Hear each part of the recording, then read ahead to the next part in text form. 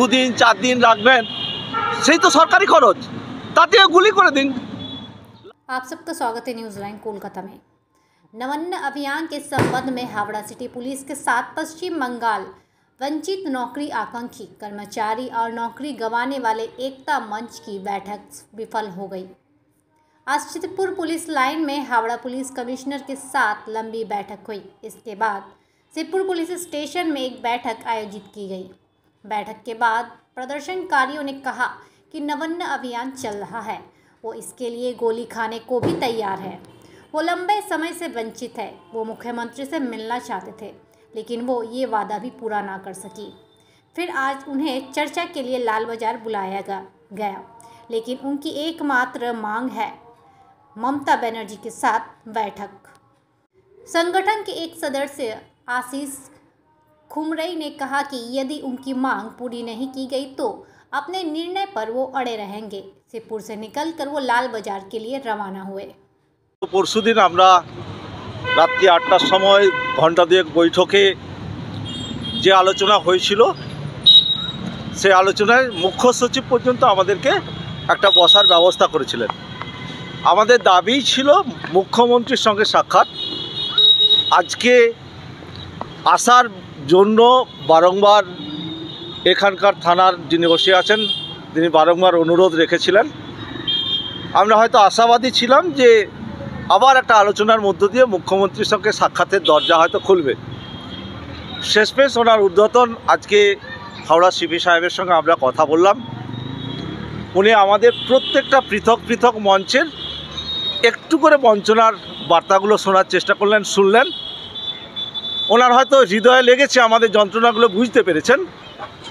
উনি বোঝার পর উনি বললেন যে তোমাদের বেশ কিছু মঞ্চের যে দাবিগুলো সেই ন্যায়সঙ্গত, হয়তো সুষ্ঠু সমাধান করা যেত বা করা যাবে, কিন্তু বর্তমান এই সিচুয়েশনে সরাসরি মুখ্যমন্ত্রীর সঙ্গে আলোচনায় বসে যে সমস্যার সমাধান হবে এমনটা নয়। একটু সময় সুযোগ দিন।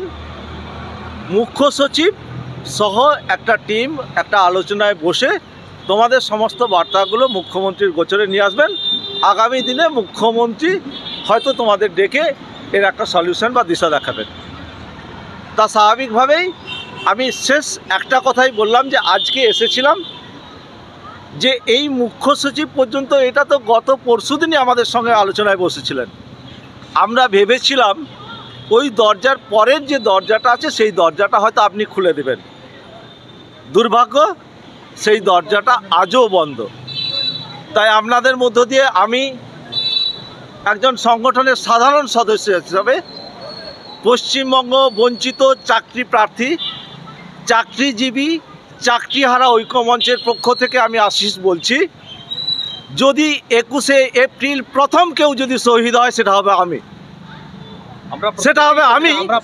এবং আমার পরিবারকে এই পশ্চিমবঙ্গ বঞ্চিত চাকরি প্রার্থী, চাকরিজীবী, চাকরিহারার মঞ্চের প্রতি দায়িত্বটা ছেড়ে দিলাম। আমার পরিবারটাকে একটু দেখবেন, কারণ আমাদের যে যন্ত্রণা আর সহ্য করতে পারছি না। দেওয়ালে পিঠ থেকে গেছে, অনেক আলোচনা হয়েছে। তাই সেই দিন যদি গুলি চালায় তাহলে অনেকেই রাজি আছে, তারা গুলি খেতে প্রস্তুত, আমরা গুলি খাবো। অভিযান হচ্ছে একই জিনিস। ওনারা সেই আইনি ব্যবস্থা বারংবার বলেছেন, কি কি প্রোটোকল, কি কি জিনিস, কি কি ধারা প্রয়োগ করতে পারে, যেগুলো হয়ে থাকে ওনারা তা প্রয়োগ করবেন। আমরা বলেছি যে এত কিছু দরকার নেই, 2 দিন 4 দিন রাখবেন সেই তো সরকারি খরচ, তাতেও গুলি করে দিন।